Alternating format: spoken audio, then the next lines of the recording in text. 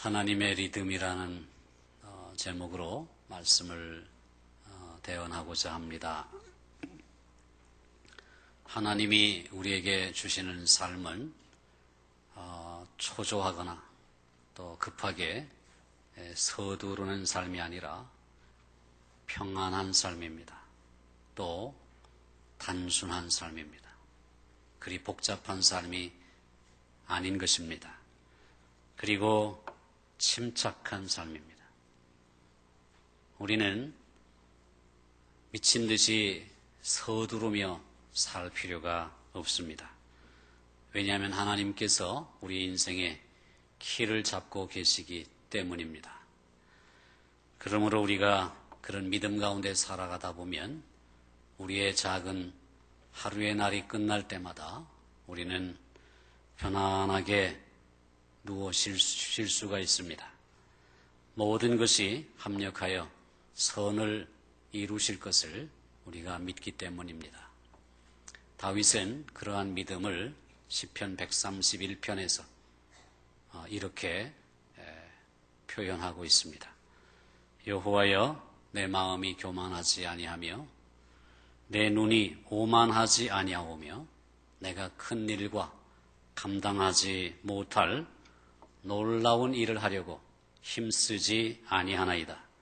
실로 내가 내 영혼으로 고요하며 평온하게 하기를 젖된 아이가 그의 어머니 품에 있음 같게 하였나니 내 영혼이 젖된 아이와 같도다. 이렇게 고백합니다. 하나님의 이런 은혜 안에 사는 것은 이렇게 마치 젖된 아이가 그의 어머니 품에 안겨 있는 것 같은 평안함과 또 안연함을 누리는 삶이라는 것입니다. 너무 큰 일, 거창한 일, 그리고 너무나 놀라운 일을 하려고 힘쓰지 아니한다는 것입니다. 그것도 하나님께서 허락하셔야 하는 일이기 때문이죠. 그래서 내 마음이 교만하지 않고 내 눈이 오만하지 않겠다. 하나님이 주시는 그 은혜와 복을 따라 살겠다라고 그렇게 그의 신앙을 고백했습니다. 미 해군 제독이었던 리차드 버드라고 하는 분이 계신데 그분이 쓴 일기의 한 토막을 제가 책에서 읽어보았습니다. 그 일기의 내용이 이런 것이 있습니다. 아주 오래전 얘기인데요. 1934년 겨울에 남극을 탐험할 때였다. 4월 14일 동작을 멈추고 침묵에 귀를 기울였다. 낮이 쓰러지고 밤이 태어나고 있었다. 놀라운 평화와 함께 헤아릴 수 없는 우주의 흐름과 힘이 있었다. 소리 없는 조화 속에 조화, 바로 그것이었다. 침묵에서 나온 것은 바로 조화였다. 부드러운 리듬, 완벽한 현의 긴장, 천체의 음악이랄까, 그 리듬을 따라잡는 것만으로 좋겠다. 순간순간 나 자신이 그 리듬의 일부가 되면서 그 순간 인간과 우주의 합의를 절실히 느낄 수 있었다. 이 미 해군 제독 리차드 버드의 일기장에 나타난 이 고백은 이렇게 분주하고 소란스러운 이런 대도시, 또 사람들이 많이 있는 곳, 문명사회, 이곳을 떠나서 남극이라고 하는 외딴 곳에 가서 이제 낮과 밤이 바뀌는 그런 천체의 오묘함, 우주의 오묘함, 이것 속에 고요히 침묵할 때 거기에서 놀라운 하나님의 신비와 음성을 들을 수 있었다는 그런 고백입니다. 우리에게도 때때로 그런 시간이 필요하죠. 너무나 분주한 세상에서 너무나 분주하게 살아가는 우리에게 그런 어떤 하나님의 신비, 온 우주의 신비를 경험할 수 있는 그런 시간들이 우리에게 필요하다고 생각이 됩니다. 사실 우리는 무엇을 하든지 리듬에 맞추어서 이렇게 살아갑니다. 걸을 때도 보조라는 것이 있습니다. 걸음걸이에 거기에 곡조가 있다는 것이죠. 거기에 어떤 리듬이 있다는 것입니다. 춤추는 동작에도 음악이 있습니다. 음악의 리듬에 따라서 우리가 춤을 추게 됩니다. 야구 선수가 이제 투수가 공을 던질 때에도 또 이제 타격하고자 하는 선수가 이렇게 공을 칠 때에도 여기에도 리듬이 있습니다. 투수는 타자의 리듬을 끊으려고 하고 타자는 투수의 리듬을 끊으려고 하고 그 절묘한 타이밍에 사실은 그 긴장이 그 야구 시합에 있습니다. 그리고 우리가 청소를 하든 설거지를 하든 우리가 밥을 먹든 모든 일에 우리는 그 리듬이라고 하는 것이 있습니다. 만약에 우리가 그런 리듬을 타지 못하고 그냥 대충 아무렇게나 그렇게 살아간다면 우리의 삶은 불협화음으로 가득 차게 될 것이고 결국 우리의 인생은 실패로 끝나게 될 것입니다.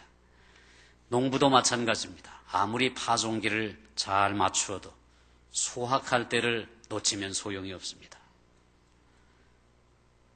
밭에 늦게 나가면 작물을 다 버리고 맙니다. 마찬가지로 우리 그리스도인들도 하나님이 정해놓으신 순리대로 우주와 조화를 이루며 살기를 원한다면 하나님의 리듬에 맞추어 살아야 합니다. 하나님의 리듬은 가장 강력한 리듬인 사랑의 리듬입니다. 하나님의 사랑이 우리 안에서 고동치지 않는다면 무슨 일을 하든지 소리나는 구리와 울리는 꽹과리 신세가 되고 맙니다. 그러므로 우리의 과제는 그 음악을 듣고 하늘의 북소리를 듣고 그 리듬에 맞추어 사는 것입니다. 인간이란 최초의 은혜의 상태에서 타락한 본성상 죄인으로서 하나님의 리듬을 찾음으로써만 힘과 아름다움을 되찾을 수 있습니다. 아담과 하와가 범죄함으로 그 리듬이 깨어져 버린 것입니다. 하나님의 북소리에 그 천상의 북소리에 그만 귀를 기울이지 못하게 된 것입니다. 그들의 삶이 그야말로 엉망진창이 되어버린 것입니다. 다윗 왕은 어떻습니까? 그는 정말로 하나님의 리듬에 맞추어서 친히 노래를 짓기도 하고 가사를 지어 부르기도 했습니다. 그래서 그는 사울 왕이 이 악신이 사울 왕에게 이렇게 달려들어서 그 사울 왕을 괴롭힐 때에 그 천상의 음악을 가지고 그를 위로했던 사람입니다. 그런데 한순간 밧세바를 범하게 되고 밧세바의 남편인 우리아를 죽음으로 몰고 감으로 말미암아 다윗의 삶은 완전히 엉망이 되어버리고 말았습니다. 한때 음악을 지어서 사울 왕의 괴로운 영혼을 안위하던 다윗이 이제 스스로 불협화음에 빠지게 된 것입니다. 그래서 우리가 잘 아는 그 다윗의 통회에 자복하는 기도가 나오는 시편 51편에서 다윗이 이렇게 기도하죠. 하나님이여 내 속에 정한 마음을 창조하시고 내 안에 정직한 영을 새롭게 하소서. 이 다윗의 통회 자복의 기도는 바로 이런 것입니다. 하나님의 리듬에 맞는 삶으로 다시 돌아가고 싶습니다. 그런 고백입니다. 엉망진창이 되어버린 그 삶이 얼마나 불협화음이며 얼마나 그것이 괴로운 인생인가를 그는 절절히 깨달았던 것입니다. 하나님과의 관계, 천상의 북소리, 하나님의 심장의 고동소리, 거기에 맞추어 살지 않는 것이 얼마나 비극적인 인생인가를 그는 깊이 깨달았던 것입니다. 그래서 하나님이 내 속에 정한 마음 창조하시고 내 안에 정직한 영을 새롭게 해달라고 그렇게 간구했던 것입니다. 우리가 하나님의 리듬에 따라서 사셨던 가장 모범적인 분을 우리가 택한다면 예수님일 것입니다. 예수님은 이 땅에 오셔서 언제나 하나님의 리듬에 맞추어서 사셨습니다. 생의 시작부터 죽음과 부활과 승천까지 예수님은 언제나 아버지의 보조를 맞추어서 걸으셨습니다. 한 걸음 한 걸음 아버지의 보폭을 그대로 따라서 걸으셨습니다. 이 복음서에 나타난 예수님을 따라가 보면 예수님의 그 보폭을 느낄 수 있습니다. 어떨 때는 많이 걸으셨고 어떤 때는 조금밖에 걷지 않으십니다. 예를 들어서 요한복음에 그저 한 2장만 4장과 5장만 예수님을 따라가 보면 그 사실을 우리는 절절히 느낄 수 있습니다. 4장에 사마리아 여인이 나옵니다. 그렇죠? 그 사마리아 여인의 이야기를 보면 예수님은 수가성 변두리에 있는 한 우물에서 그 여자를 만나게 됩니다. 그리고 그 여자로 인하여 네게 남편 5이 있었으나 지금 있는 자도 내 남편이 아니니 내 말이 옳도다. 이렇게 말했던 정말 삶을 엉망진창으로 살던 그 사마리아 여인을 예수님께서는 구원의 은총을 베푸시고 정말로 그 여인을 통해서 수가성에 살고 있는 수많은 영혼을 하나님의 자녀로 돌이키게 했습니다. 그리고 오늘 본문이 시작됩니다. 오늘 본문 5장에서 예수님은 자비의 집이라고 하는 뜻을 가진 베데스다라고 하는 못에 가셨습니다. 윗부분에 장식이 화려하게 달린 그런 5개의 큰 기둥이 세워져 있고 그 주위로 온갖 부류의 병자들이 또 연약한 자들이 모여있는 아주 널따란 곳이었습니다. 그러나 예수님은 거기에 모인 수많은 환자들을 다 고쳐주신 것이 아닙니다. 유독 한 사람, 38년 된 그 병자, 그 한 사람을 고쳐주셨습니다. 수가성에서는 예수님으로 인하여 수많은 사람들이 삶이 변화되었습니다. 그런데 베데스다 못에서는 수많은 사람들이 기대했지만 단 한 명만이 고침을 받았습니다. 그 이유는 무엇일까요? 그 이유는 무엇일까요? 그것은 이것입니다. 사마리아에서는 아버지께서 아주 큰 일을 하고 계셨습니다. 그러나 반면에 베데스다에서는 아버지께서 아주 단순한 일을 하셨습니다. 아주 소박한 일을 하셨습니다. 물론 그 38년 된 병자에게는 큰 일입니다만 그 수많은 병자 중에서 아주 작은 일을 아버지께서 하고 계셨기 때문입니다. 예수님의 성공과는 우리와 다릅니다. 숫자, 업적, 그리고 우리 인간이 만든 그런 기준, 이런 것과 아무 상관이 없습니다. 예수님의 성공관이 무엇인지 아십니까? 예수님 무엇을 성공이라고 생각했습니까? 그것은 단순합니다. 아버지의 뜻을 따르는 것입니다. 그것이 예수님의 성공관입니다. 그래서 예수님이 이렇게 말씀하십니다. 내가 진실로 진실로 너희에게 이르노니 아들이 아버지의 하시는 일을 보지 않고서는 아무것도 스스로 할 수 없느니라. 아버지께서 행하시는 그것을 아들도 그와 같이 행하느니라. 이렇게 말씀하십니다. 다시 말하면 예수님께서 들으신 북소리는 사람들과 달랐다는 것입니다. 박자가 어떻든 아무리 멀리서 들리든 예수님은 자신에게 들려오는 그 천상의 음악 소리에 걸음을 맞추셨습니다. 그것은 사람들의 성공행 발자국을 따라가는 삶이 아니었습니다. 사람들의 성공행 발자국을 따라가서는 살 수 없는 삶입니다.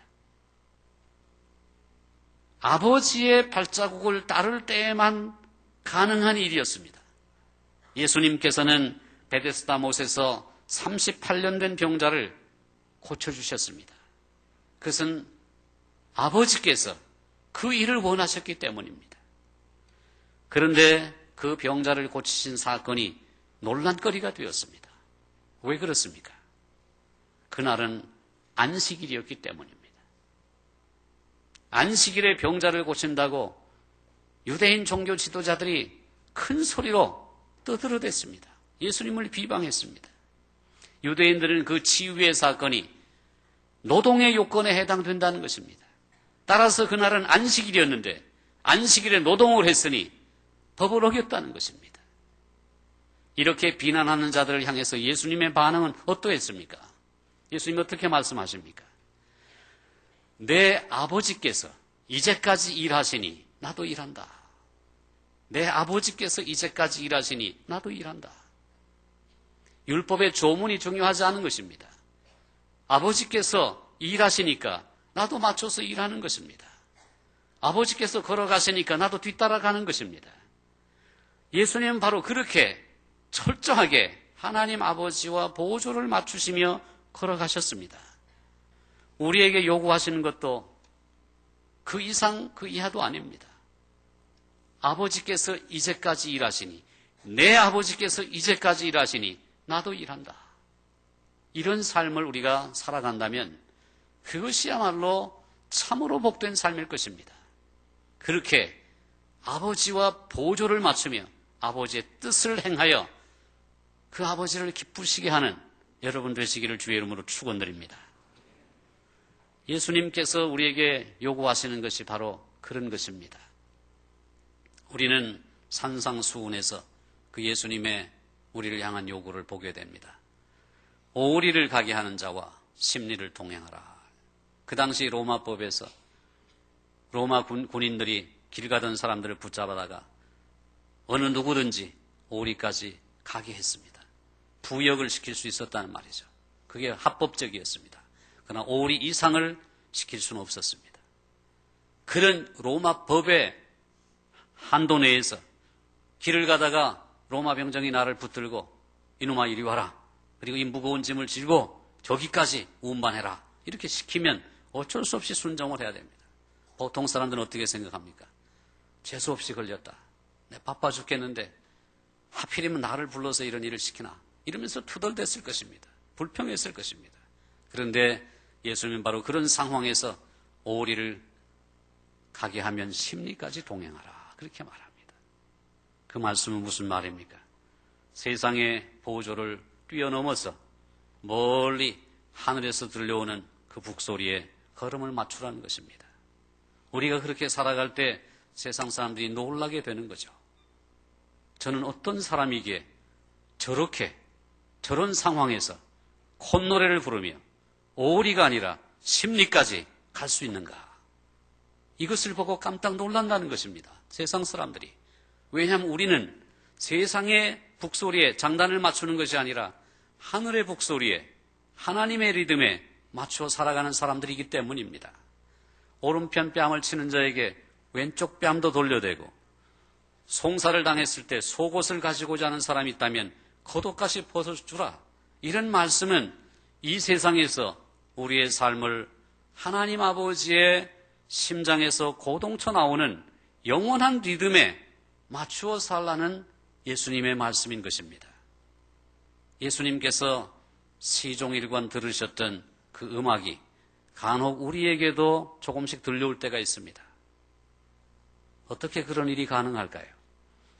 주님께서 들으셨던 천상의 북소리가 때때로 우리에게도 들려올 때가 있습니다. 어떻게 그런 일이 가능할까요? 답은 분명합니다. 성령님께서 잘 조율된 악기의 현처럼 우리 안에 계시기 때문입니다. 그 성령께서 우리를 감화 감동하셔서 우리의 귀를 하늘의 북소리에, 우리의 심장을 하나님의 심장 고동소리에 맞추게 하시는 것입니다. 우리가 순종하는 마음을 가지고 우리의 삶 속에, 우리의 가슴 속에 그 말씀이 뿌리를 내릴 수 있는 여백을 만들어 놓기만 한다면 말입니다.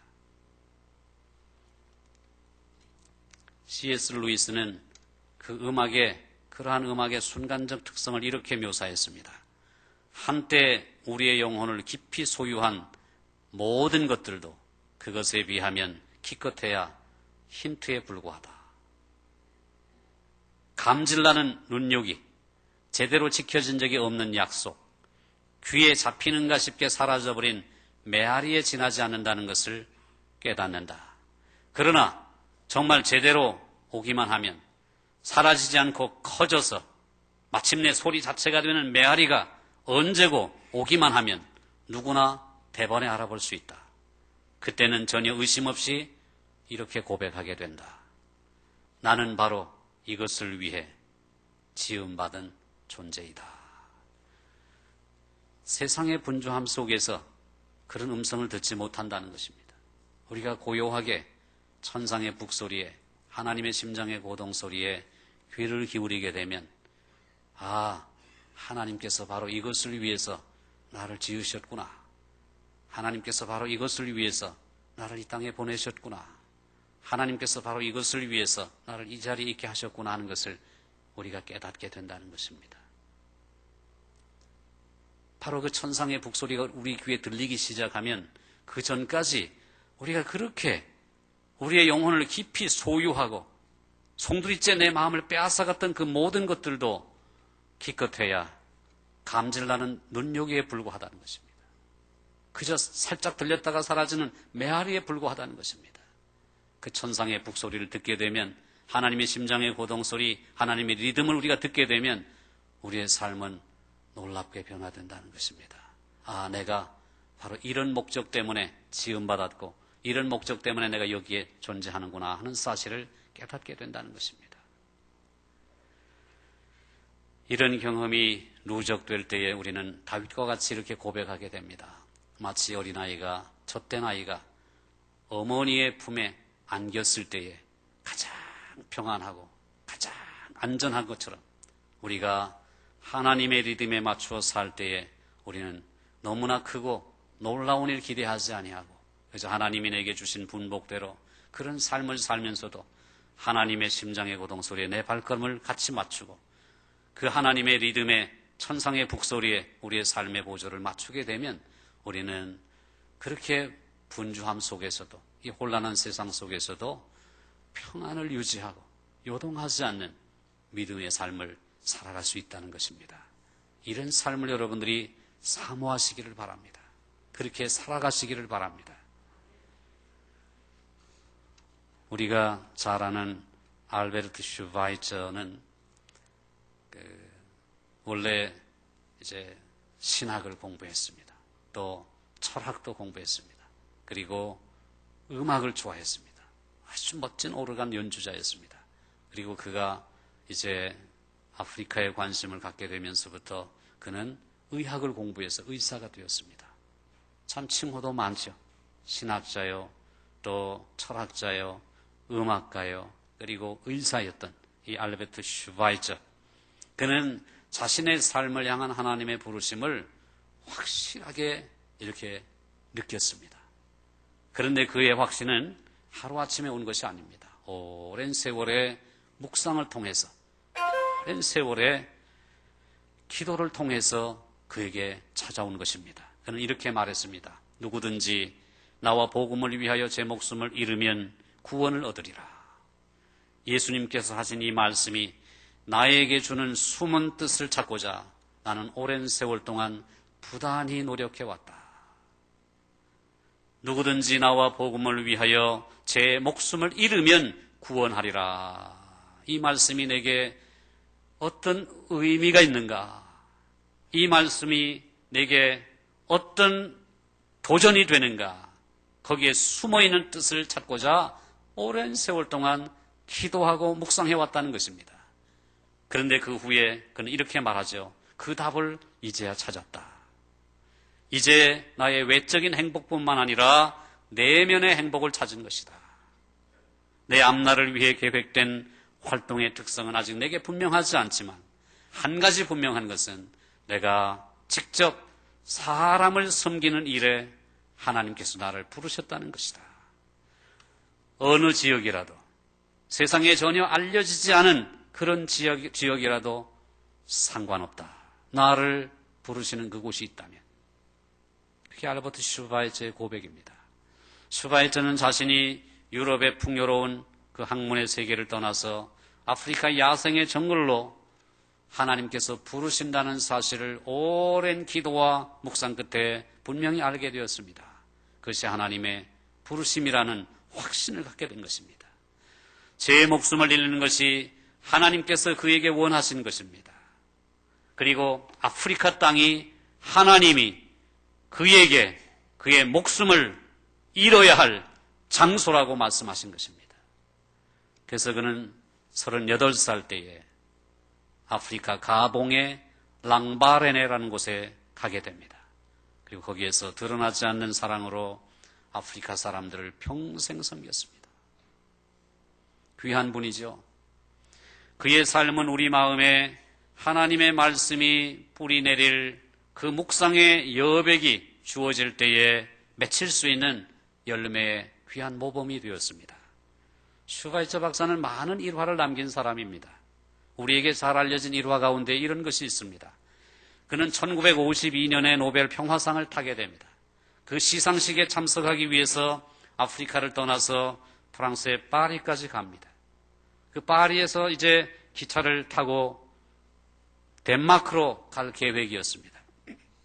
그런데 그가 파리에 도착했다는 소식을 전해들은 신문 기자들이 취재를 하려고 그가 탄 기차로 몰려들었습니다. 슈바이처는 당시 영국 황실로부터도 백작 칭호를 받은 귀족입니다.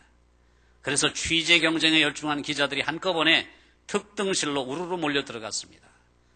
아무리 찾아도 슈바이처의 모습이 보이지 않았습니다. 그러자 1등 칸에 탔나, 그리고는 그 다음 칸이 1등 칸으로 몰려가서 찾아보았지만 보이지 않았습니다. 그러자 2등 칸인가 보다. 2등 칸으로 가보았지만 거기에도 슈바이처의 모습이 보이지 않았습니다. 3등 칸에 가려고 했지만 거기는 너무나 누추하고 냄새나는 곳이라서 슈바이처 박사가 틀림없이 여기는 있을 리가 없다고 생각하고 모든 기자들이 다 돌아갔습니다. 아마도 다른 열차를 타는가 보다. 그런데 영국 기자 한 사람만이 혹시나 하고 3등 칸을 기웃거리기 시작합니다. 뜻밖에도 거기서 슈바이처 박사를 발견합니다. 가난에 찌든 사람들이 딱딱한 나무 의자에 꽉 끼어 앉아있는 그 퀴퀴한 악취로 가득한 3등 칸 한 구석에 쭈그리고 앉아서 슈바이처 박사는 옆에 있는 환자들을 돌보고 있었습니다. 놀란 기자가 그에게 특등실로 자리를 옮기기를 권했지만 그는 들은 척도 하지 않았습니다. 선생님, 어떻게 3등 칸에 타셨습니까? 그러자 슈바이처의 대답이 걸작입니다. 예, 이 기차는 4등 칸이 없어서요. 아니, 그게 아니고 선생님께서 어쩌자고 이렇게 불편한 곳에서 고생하며 가십니까? 슈바이처 박사는 잠시 후 이마에 땀을 닦으며 대답합니다. 저는 도움이 필요한 곳을 찾아다닙니다. 특등실의 사람들은 저를 필요로 하지 않습니다. 슈바이처 박사처럼 자신의 은사와 부르심, 그리고 자신이 지음받은 목적을 알 때에 우리는 하나님을 더 잘 섬길 수 있습니다. 낭비하는 일이 그만큼 적기 때문이죠. 사랑, 희락, 화평은 이러한 열매의 일부에 지나지 않습니다. 사랑은 아버지의 품에 기대어 쉴 때에 오는 것입니다.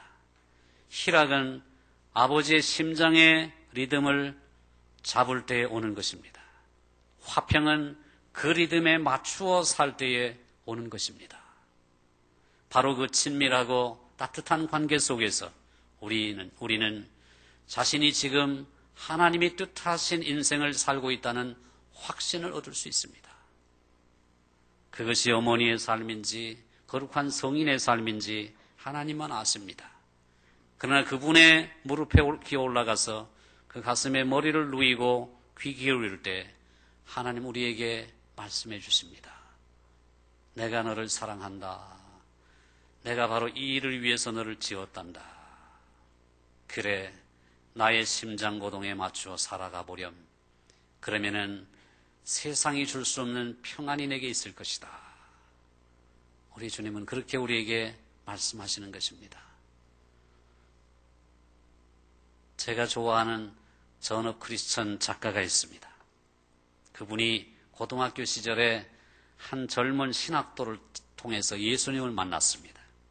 그 젊은 신학도를 통해서 예비 대학생 캠프를 소개받고 그 캠프에 참석했다가 그곳에서 예수님을 만난 것입니다. 그는 고등학생입니다.